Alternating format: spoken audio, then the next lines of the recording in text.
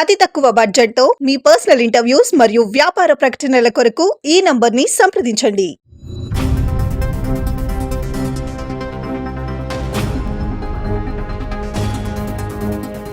చిత్ర పరిశ్రమను పైరసీ భూతం వెంటాడుతోంది. Global star Ram Charan హీరోగా ప్రముఖ దర్శకుడు శంకర్ డైరెక్షన్లలో విడుదలైన గేమ్ చేంజర్ ను పైరసీ తారాస్థాయిలో వెంటాడుతోంది.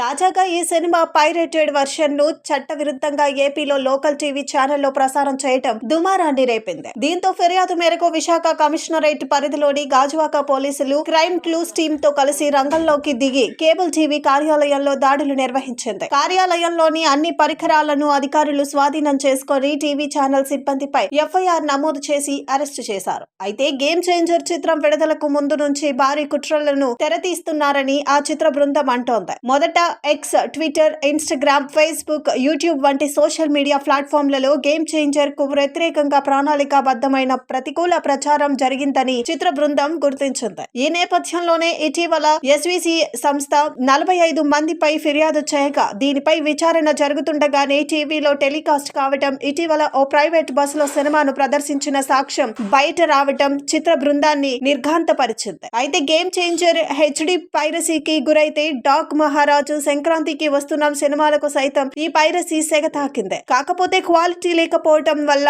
ఎవరు ఎంకరేజ్ చేయలేదు. ఇకనైనా చిత్ర పరిశ్రమ అంతా ఒకే తాటిపైకి వచ్చి పైరసీ కట్టడికి ప్రణాళిక వేసుకోవటం ఎంతైనా అవసరమని పలువురు అంటున్నారు.